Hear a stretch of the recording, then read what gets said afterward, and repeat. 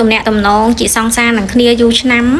ឬមួយក៏ប្តីប្រពន្ធរៀបការនឹងគ្នាយូរឆ្នាំយូរទៅលែងមានភាពផ្អែមល្ហែមនឹងគ្នាលែងមានភាពស្និទ្ធស្នាលនឹងគ្នាលែងចេះឲ្យតម្លៃគ្នាដូចពេលដែលតាក់ទងថ្មីដំបូងប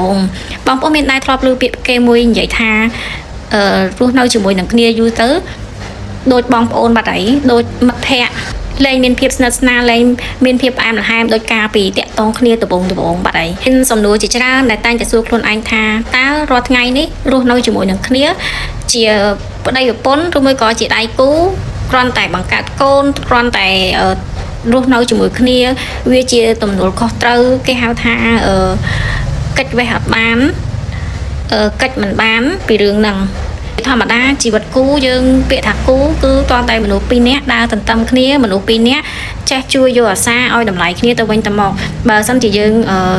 អត់ចេះផ្ដល់សិទ្ធិឲ្យគ្នាទេយូរទៅអាតង្វើបន្តិចម្ដងជាប្រចាំថ្ងៃហ្នឹងវាអាចនឹងខ្លាយទៅជាទម្លាប់អាតង្វើតិចតួចដែលយើងគិតថាវាអត់សំខាន់តែវាបែរជាសំខាន់សម្រាប់ជីវិតគូហេតុអីពេលដែលយើងរៀបការជាមួយនឹងគ្នារួចហើយឬមួយក៏តាក់ទងគ្នាយូរទៅបែរជាអាភាពសោះក្រោះវាលែងដូចថ្ងៃដំបូងដែលយើងតាក់ទងគ្នាអូនញ៉ាំបាយនៅធ្វើអីហ្នឹងចេញក្រៅអត់ថ្ងៃនេះមិនដែរញ៉ាំបាយឆ្ងាញ់អត់បានម្ហូបអីធ្វើការហត់អត់ហេតុអីក៏ពីមុនយើងអាចចេះសួរគ្នាបានពីមុនយើងអាចនិយាយពីអស់ទាំងនឹងបានហេតុអីពេលដែលយើងរៀបការជាមួយនឹងគ្នារួចហើយឬមួយក៏តាក់ទងគ្នាយូរទៅហេតុអីក៏ពីអស់ហ្នឹងលែងហ៊ាននិយាយអស់ដូចថាខ្មាស់មាត់ខ្លួនឯងពីមុនធ្លាប់និយាយថាសុបិនល្អឆាប់គេញ៉ាអូនបងស្រឡាញ់អូនឬមួយក៏អូនស្រឡាញ់បងអីអញ្ចឹងទៅអូនបារម្ភពីបងបារម្ភពីអូនដល់ពេលយូរទៅអា clear ដែលយើងធ្លាប់និយាយជាមួយគ្នាពីដំបូងហ្នឹងលែងហ៊ាននិយាយអស់ហើយមាត់រឹងអស់ហើយតែប៉ិតបើសិនជាយើងនិយាយមែនទៅបើសិនជាយើងទម្លាប់ពីដើមមកយើងធ្លាប់និយាយរកគ្នាយ៉ាងម៉េចយើងនៅតែបន្តរហូតទៅវានឹងខ្លាយទៅជាទម្លាប់ហើយអាភាពសោះក្រោះឬមួយក៏ភាពឃ្លាតឆ្ងាយពីគ្នាហ្នឹងវាក៏លែងមានទៀតដែរយើងបដ ாய் បើសិនជាយើងបំភ្លេចប្រៀបបានដូចជាទម្លាប់អញ្ចឹងយូរទៅយើងទម្លាប់មានគេហើយយើងទម្លាប់ប្រើអញ្ចឹងហើយយើងដូចញ៉ាំបាយបដើមើលទូរស័ព្ទបដើដល់ពេលមួយដែលយើងលែងទម្លាប់អាហ្នឹងវានឹងបាត់បង់អាហ្នឹងបើសិនជា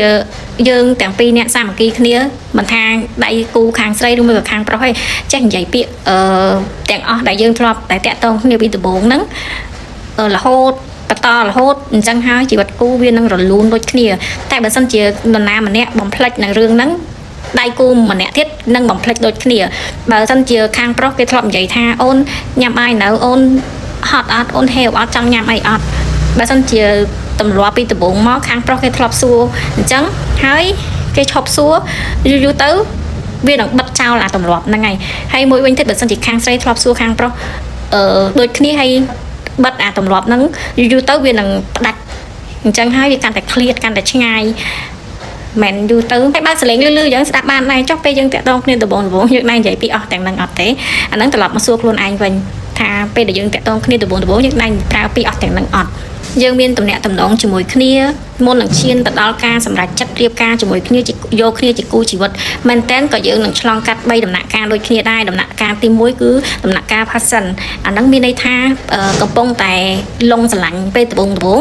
ដូចជាឃ្លានឆ្ងាញ់ស្រឡាញ់ល្អអញ្ចឹងគ្រប់យ៉ាងគឺល្អទាំងអស់គឺស៊ីចម្ពោះទាំងអស់អាហ្នឹងគឺជាដំណាក់កាលទី1ចូលដល់ដំណាក់កាលទី2វាជាដំណាក់កាល intimacy បានន័យថាយើងមានភាពស្និទ្ធស្នាលជាងមុនវាស៊ីជម្រៅជាងមុនវាស្វែងយល់ពីគ្នាជាងមុនអាហ្នឹងវាខុសពីដំណាក់កាលដំបូងទៅតែចាប់ផ្ដើមទំនាក់ទំនងជាសង្សារនឹងគ្នាឆ្លងកាត់ពីដំណាក់កាលរួចហើយវាចូលដល់ដំណាក់កាលទី3 commitment បានន័យថាការបដិញ្ញាចិត្តទទួលខុសត្រូវមានទំនួលខុសត្រូវរួមគ្នាការចងភ្ជាប់នៅនិស្ស័យជាមួយនឹងគ្នាយើងឆ្លងកាត់ដល់3ដំណាក់កាលនេះរួចហើយហេតុអីពេលដែលយូរទៅ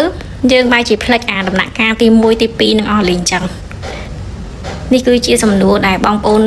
ស្រីមួយចំនួនឬមួយក៏បងប្អូនប្រុសមួយចំនួនដែលឆ្ងល់នៅក្នុងចិត្តក៏ដូចជាខ្ញុំដែរវីដេអូនេះគឺខ្ញុំមានតែការចែករំលែកប៉ុណ្ណឹងទេបងប្អូនមានមតិយោបល់បែបណាគឺអាច comment នៅក្រោមវីដេអូនេះបានអរគុណសម្រាប់ការចូលមើលវីដេអូបើសិនជាមានពាក្យខុសឆ្គងកន្លែងណាមួយគឺសូមអភ័យទោសដល់បងប្អូនទាំងអស់គ្នាផង